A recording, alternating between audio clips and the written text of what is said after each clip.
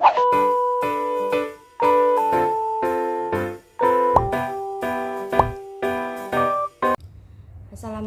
warahmatullahi wabarakatuh. Kami dari kelompok 4 akan memaparkan materi makalah kami yang berjudul Perspektif Ibnu Sina tentang Pendidikan.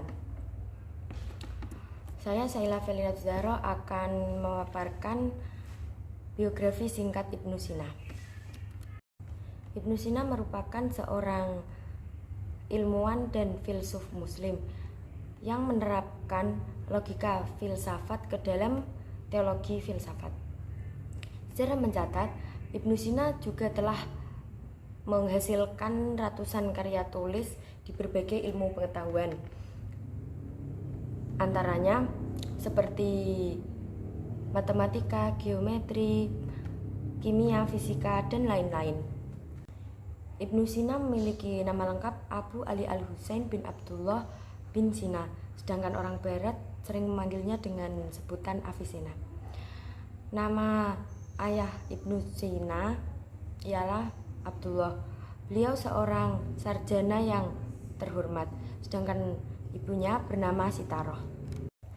Ibnu Sina lahir di Afsana dekat Bukhara, sekarang wilayah Uzbekistan, pada tanggal 22 Agustus 980 Masehi. Sejak remaja, beliau telah menunjukkan kemampuan intelektual yang tinggi. Pada usia 10 tahun, Ibnu Sina telah menghafal Al-Quran. Ketika beliau berumur 16 tahun, beliau belajar ilmu kedokteran kepada Abu Abdullah An-Nakili. Setelah beliau menginjak umur ke-21 tahun, beliau telah menghasilkan banyak karya di bidang matematika, geometri, fisika, kimia, dan lain-lain. Beliau mendapat status penuh sebagai dokter pada tahun 997 Masehi. Berikut adalah karya tulis Ibnu Sina yang ditinggalkan yang sangat berpengaruh kepada generasi sesudahnya. 1. Asy-Syifa. Asy-Syifa terdiri dari 18 jilid, berisikan uraian tentang filsafat yang mencakup 4 bagian: ketuhanan, fisika, matematika, dan logika. Yang kedua, An-Najat. An-Najat adalah ringkasan dari Asy-Syifa yang ditujukan kepada pelajar yang ingin mempelajari ilmu dasar hikmah secara lengkap. Yang ketiga adalah Al-Qanun fi At-Tibb, tentang ilmu kedokteran yang terdiri atas 5 kitab dalam berbagai macam ilmu dan jenis-jenis penyakit dan lain-lain. Yang keempat, Al-Isyarat wa Al-Tanbiyat, yang berisi tentang uraian logika dan hikmah. Selain itu masih banyak karya yang dihasilkan oleh Ibnu Sina, semuanya sekitar 250 karya. Sebagian besar berbahasa Arab dan sebagian kecil ada yang berbahasa Persia, seperti Danisnamah Alai, buku ilmu pengetahuan yang dipersembahkan kepada Ala al-Daulah. Kurang lebihnya itu yang dapat saya sampaikan. Materi selanjutnya akan dipaparkan oleh materi kedua. Assalamualaikum warahmatullahi wabarakatuh. Perkenalkan, nama saya Naila Nihayatul Hidayah. Di sini saya akan menjelaskan pemikiran pendidikan Islam menurut Ibnu Sina. Yang pertama, tujuan. Ibnu Sina menerangkan tujuan pendidikan memiliki 3 fungsi. Yang pertama, tujuan itu menentukan haluan bagi proses pendidikan. Yang kedua, tujuan itu tidak hanya menentukan haluan yang dituju, akan tetapi juga memberikan rangsangan. Yang ketiga, tujuan itu adalah nilai. Jika dianggap bernilai dan diinginkan, maka akan mendorong pelajar untuk mengeluarkan tenaga yang dibutuhkan untuk mencapainya.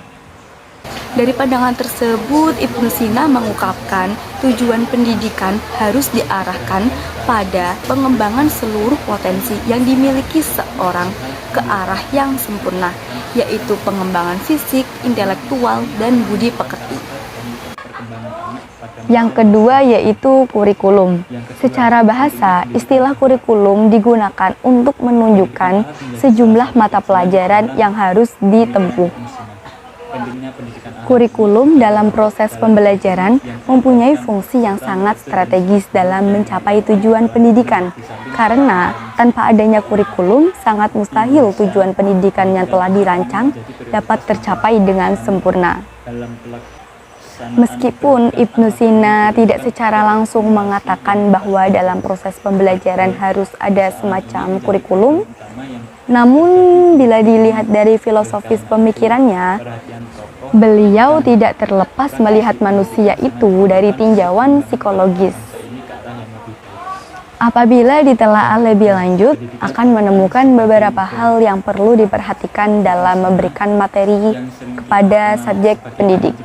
Antara lain, seorang guru dalam memberikan materi pelajaran hendaklah menyesuaikan tingkatan umur subjek didik.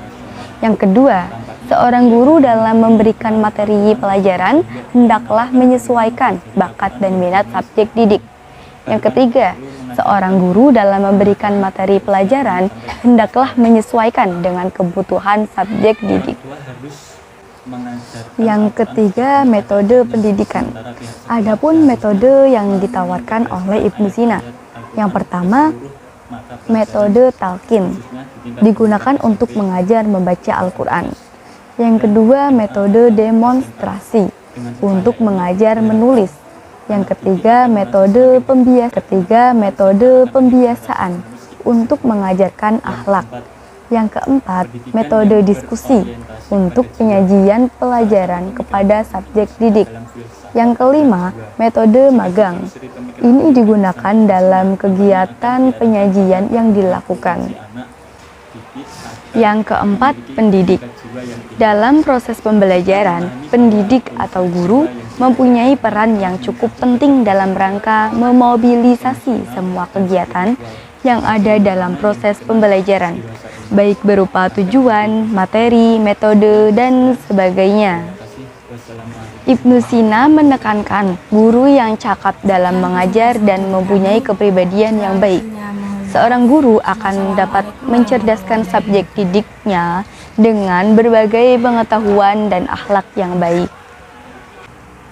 Jadi, potret guru yang dikemukakan Ibnu Sina nampaknya masih sangat relevan dengan potret guru yang diinginkan oleh pakar pendidikan, yakni guru yang mempunyai kompetensi dengan kepribadian yang baik. Yang kelima, konsep hukuman dalam pengajaran.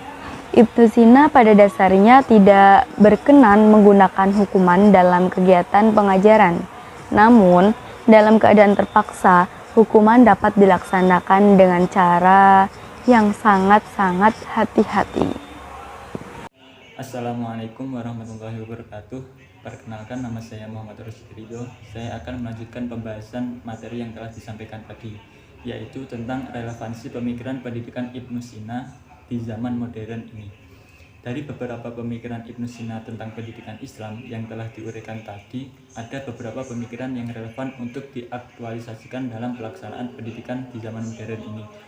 Adapun yang perlu mendapat perhatian dari pemikiran Ibnu Sina tersebut adalah sebagai berikut. 1. Pentingnya pendidikan anak usia dini.